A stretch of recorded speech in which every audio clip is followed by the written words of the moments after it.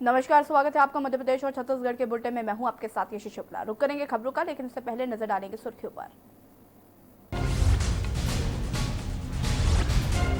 विशाखापट्टनम में जहरीली गैस के रिसाव से 8 लोगों की मौत। कई गांवों को खाली कराया गया और पीएम मोदी ने आंध्र प्रदेश के सीएम से की बात। बुद्ध पूर्णिमा पर पीएम मोदी का संदेश। पीएम ने कहा, मानवता की सेवा करने वाले नमन के पात्र पूरी दुनिया ने भारत को सराहा। देश में नहीं थम रही कोरोना की रफ्तार। 24 घंटे में 89 लोगों की मौत। 3,561 मिले नए केस। 52,000 के पार में पहुंची मरीजों की संख्या। मध्य प्रदेश में नहीं रुक रहा कोरोना का कहर। भोपाल, इंदौर में रोजाना बढ़ रही मरीजों की संख्या। संक्रमितों की संख्या पहुंची 3200 के पार। सीएम शिवराज सिंह चौहान ने मंत्रालय में अधिकारियों के साथ की बैठक। आर्थिक सहारा देने के लिए उठाए महत्वपूर्ण कदम।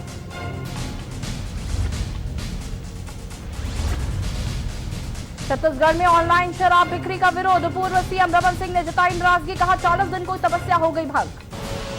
आप देख रहे हैं के न्यूज, खबरों का सारथी। और अब बढ़ेंगे खबरों की ओर। दुनिया में जारी कोरोना वायरस के कहर के खिलाफ फ्रंट फुट पर लड़ाई लड़ रहे कोरोना वॉरियर्स का आज दुनिया सम्मान कर रही है। इसी के तहत आज बुद्ध पूर्णिमा के अवसर पर एक वर्चुअल कार्यक्रम का आयोजन हुआ, जिसमें दुनिया के कई बड़े नेता शामिल हुए। प्रधानमंत्री नरेंद्र मोदी ने इस कार्यक्रम को संबोधित किया। पीएम बोले कि भगवान बुद्ध ने दुनिया की सेवा करने का संदेश दिया है। प्रधानमंत्री नरेंद्र मोदी ने कहा कि इस बार परिस्थितियां अलग हैं। दुनिया मुश्किल वक्त से गुजर रही है। आपके बीच आना मेरे लिए सौभाग्य होता है, लेकिन मौजूदा स्थिति इसकी इजाजत नहीं देती है।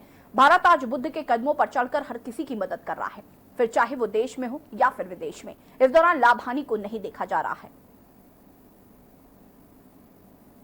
और विश्व भर में फैले भगवान बुद्ध के अनुयायियों को बुद्ध पूर्णिमा की, बैसाख उत्सव की बहुत बहुत शुभकामनाएं।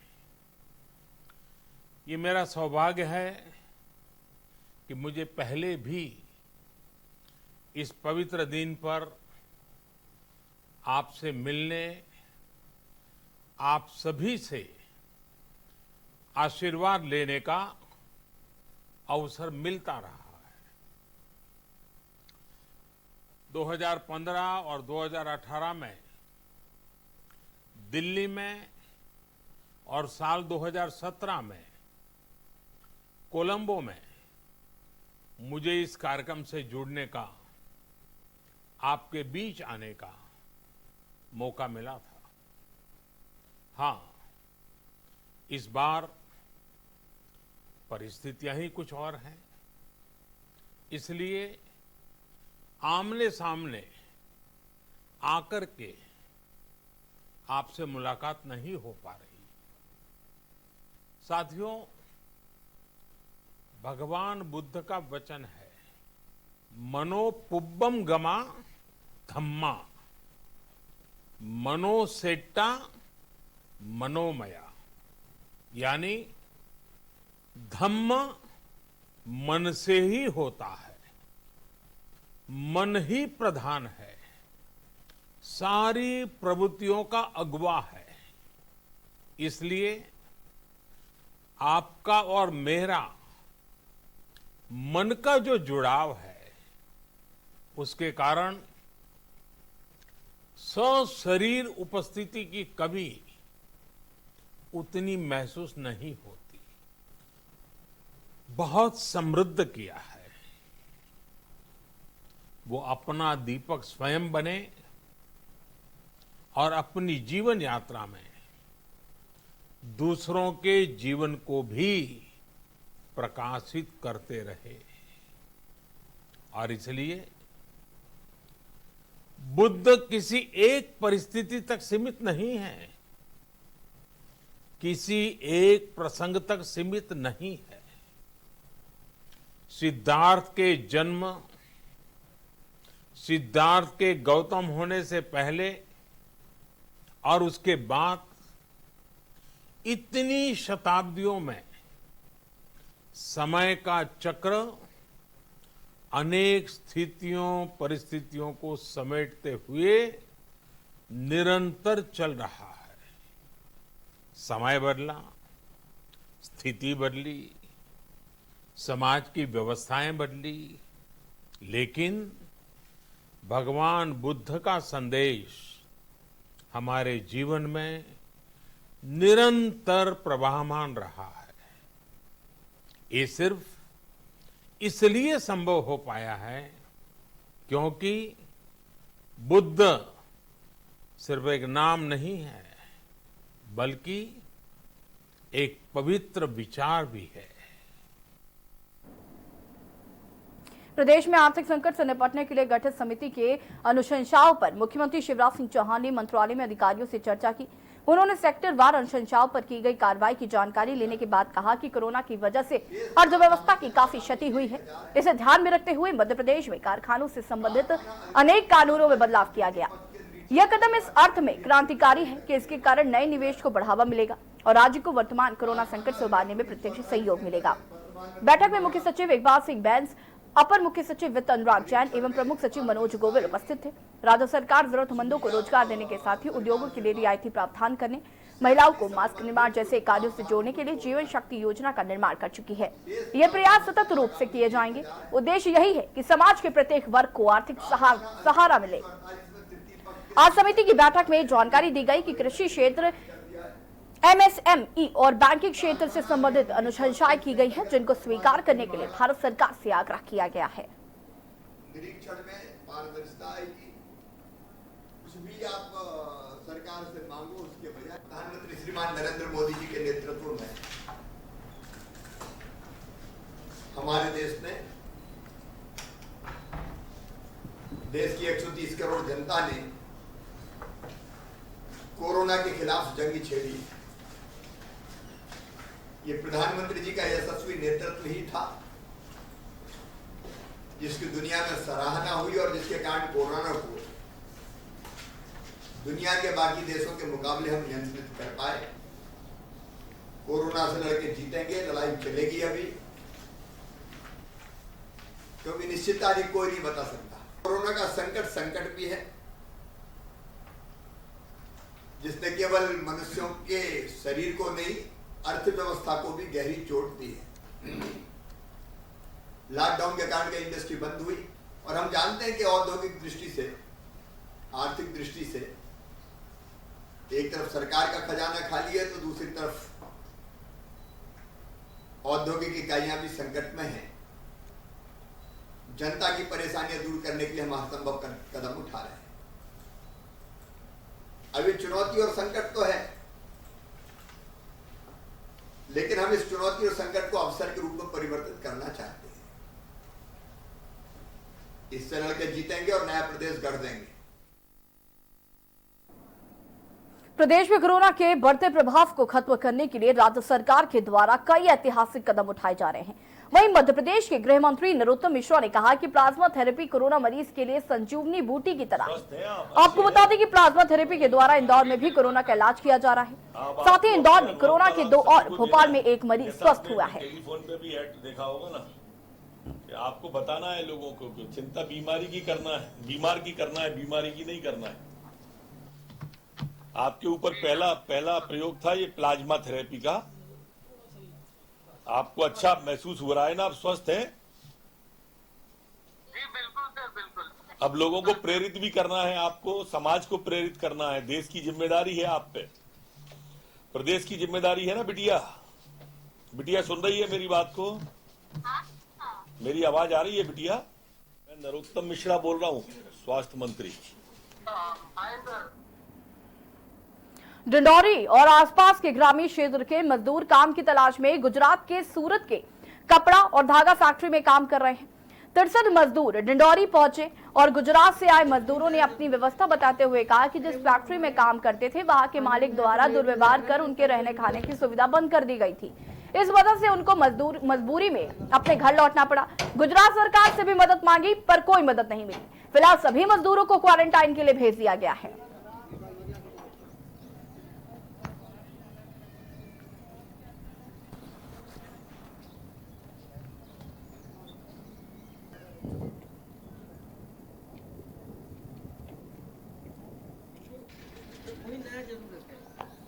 अरे वो हमारे आनंद भैया को लेट हो जाएगा तो एक आध दो वीडियो तो बनाएंगे।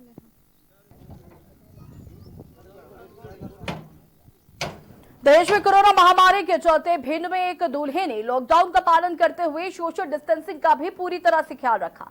दूल्हा बाइक पर सवार होकर दुल्हन के घर पहुंच गया, जहां उसने दुल्हन के साथ साथ फेरे लिए और बाइक पर दुल्हन को बैठाकर घर ले आया।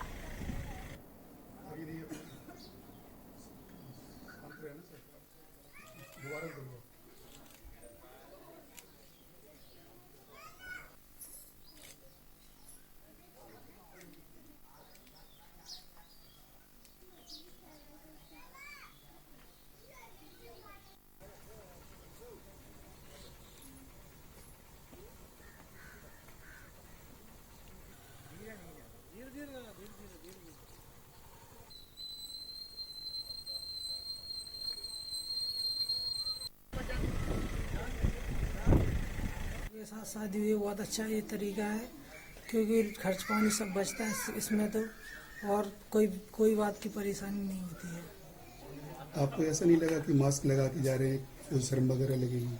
नहीं, ऐसा कुछ नहीं है। पेट्रोलियम कंपनियों ने 1 मई से पूरे देश में घरेलू सिलेंडर के रेट में कमी की गई है। उमरिया में कालरी सोसाइटी मर्यादित नौरोजाबाद के द्वारा उपभोक्ताओं की जेब में सेंध लगाने का काम किया जा रहा है।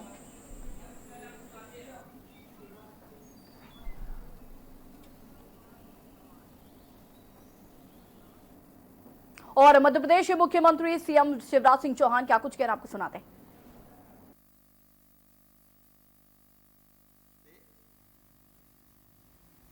हमारे यहां लग सकेंगे, लोगों को रोजगार भी मिलेगा और श्रमिकों के हितों की रक्षा भी होगी। उद्योग जगत और श्रमिकों के बीच भी एक विश्वास का वातावरण बन सकेगा। इसलिए श्रम सुधारों का अगर उद्देश्य कोई है तो पहला नए रोजगार के अवसर सृजित करना,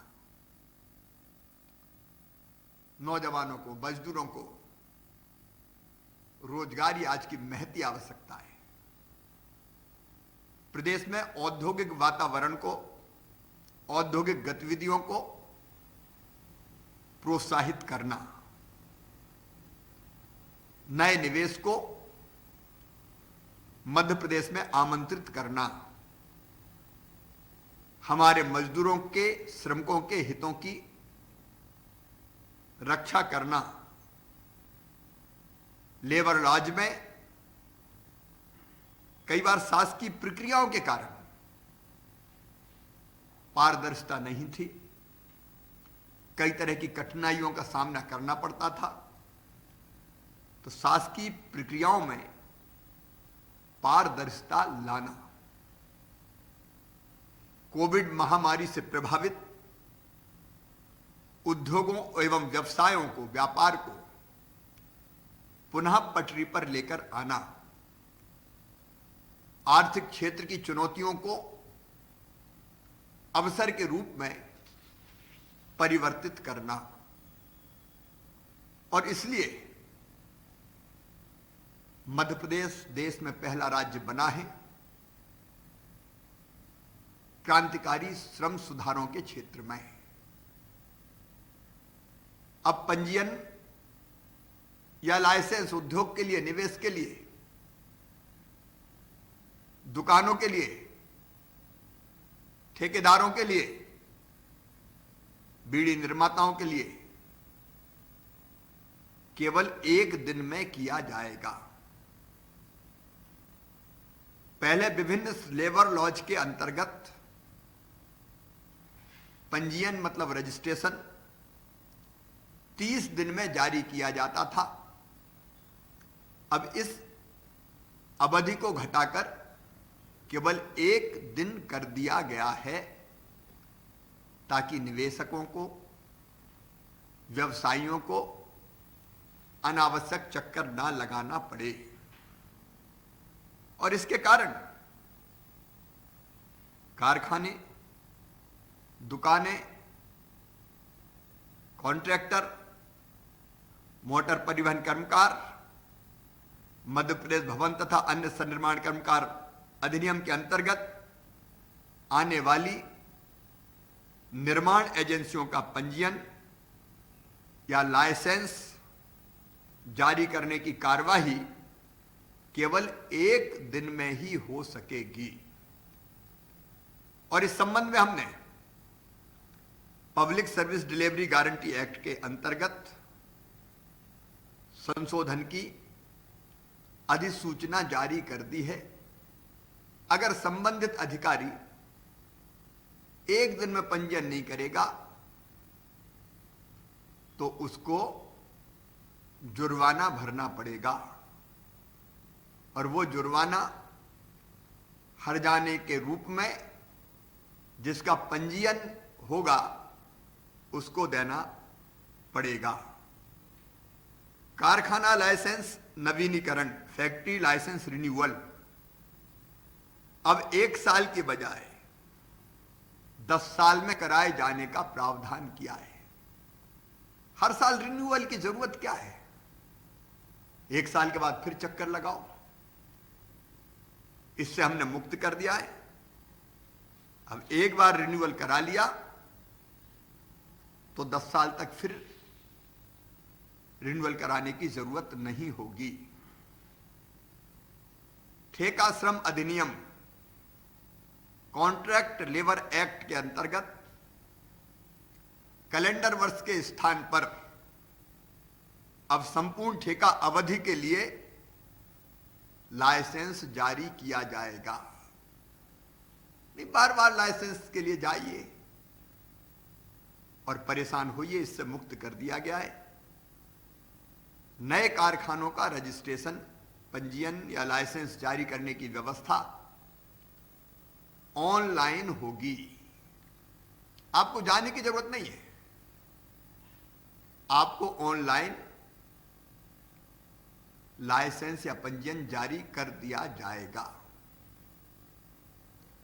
स्टार्टअप उद्योगों को प्रोत्साहित करने के लिए यह व्यवस्था की गई है कि उन्हें केवल 1 बार रजिस्ट्रेशन कराना होगा। नवीनीकरण के प्रावधान को, रिन्यूअल के प्रावधान को समाप्त कर दिया गया है। मध्य प्रदेश में अभी सभी दुकानें सुबह 8 बजे से रात 10 बजे तक खुली रह सकती थी। हमने दुकान एवं स्थापना अधिनियम में संशोधन कर दिया है। अब प्रदेश में दुकान एवं स्थापना सुबह 6 बजे से रात 12 बजे तक खुली रह सकेगी। इस संबंध में अधिसूचना जारी कर दी गई है। इस महत्वपूर्ण संशोधन से एक और रोजगार के नए अवसर उपलब्ध होंगे, निर्मित होंगे, और दूसरी ओर दुकानों में अनावश्यक भीड़ नहीं लगेगी। फिजिकल डिस्टेंसिंग का भी पालन किया जा सकेगा। कोविड महामारी के दौरान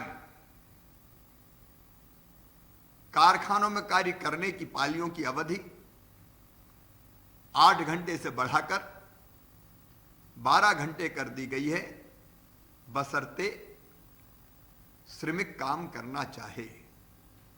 सप्ताह में 72 घंटे तक ओवर टाइम की अनुमति प्रदान कर दी गई है, लेकिन अतिरिक्त अवधि में श्रमिकों को नियमानुसार ओवर टाइम देना होगा। कारखाना नियोजक उत्पादकता बढ़ाने के लिए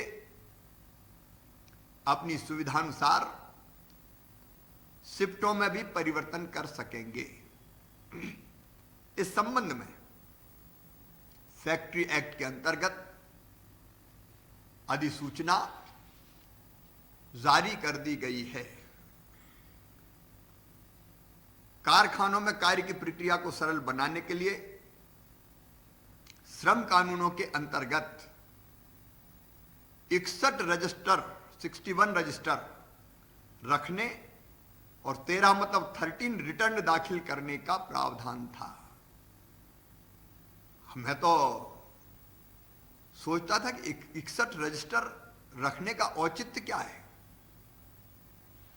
आखिर एक ही कारखाने से 13 रिटर्न क्यों भरवाए जाए, दाखिल करवाए जाए। और इसलिए अब 61 रजिस्टर और 13 रिटर्न दाखिल करने के स्थान पर केवल एक ही रजिस्टर रखने और एक ही रिटर्न दाखिल करने की व्यवस्था की गई है। रिटर्न फाइल करने के लिए सेल्फ सर्टिफिकेशन ही पर्याप्त होगा। स्व प्रमाणन की व्यवस्था कर दी गई है। एम्प्लॉयर मतलब नियोजक स्वयं अपने द्वारा चुने गए तृतीय पक्ष के निरीक्षकों से मतलब थर्ड पार्टी इंस्पेक्शन अपने कारखानों का निरीक्षण करा सकेगा। इंस्पेक्टर राज्य से उसको पूरी तरह से मुक्त कर दिया गया है। नहीं तो लगातार निरीक्षणी इंस्पेक्टरों का चलता रहता था और अनेकों प्रकार की परेशानियों का सामना करना पड़ता था। थर्ड पार्टी के निरीक्षकों को रजिस्टर कराने का, पंजीकृत कराने का काम पहले मुंबई में होता था। अब मुंबई में क्यों हो? अब हमने मध्य प्रदेश के लेबर कमिश्नर को इस कार्य के लिए अधिकृत कर दिया है। क्यों मुंबई जाएं हम? अपने प्रदेश में ही अपने प्रदेश में ही पंजीकरण, निरीक्षकों को पंजीकृत करने का कार्य किया जाएगा। 50 से कम श्रमिकों को नियोजित करने वाली संस्थाओं को विभिन्न श्रम कानूनों में निरीक्षण की परिधि से बाहर कर दिया गया है।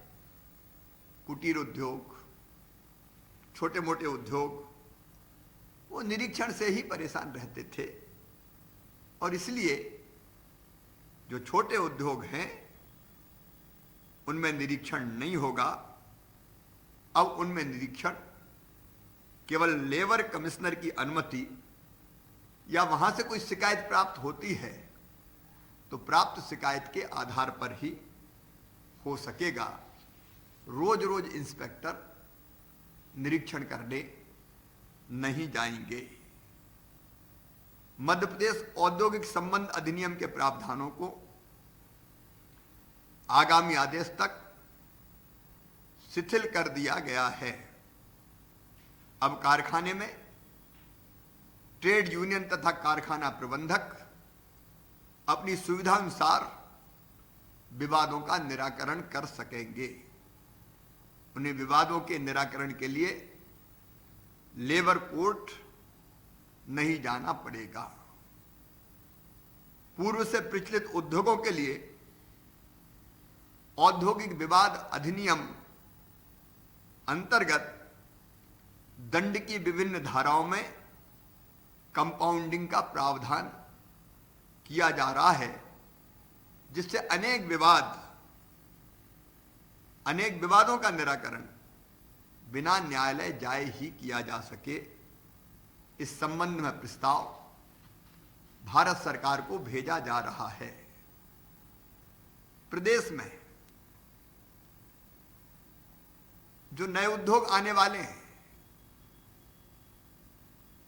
उनको आमंत्रित करने, उनके निवेशकों को आमंत्रित करने की दृष्टि से अगले 1000 दिनों में नए उद्योगों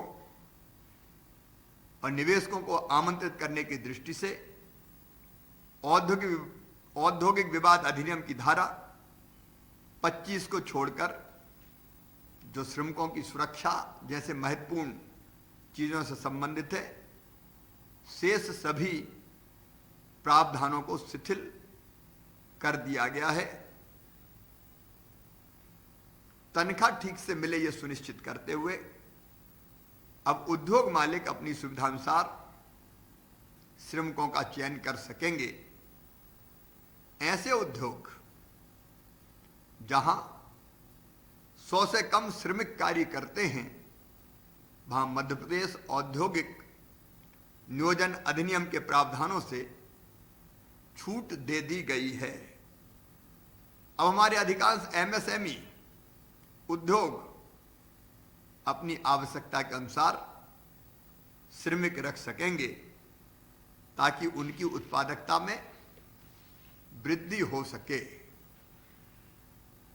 औद्योगिक नियोजन अधिनियम कानून अब तक 50 से अधिक श्रमिक वाली स्थापनाओं पर लागू होता था।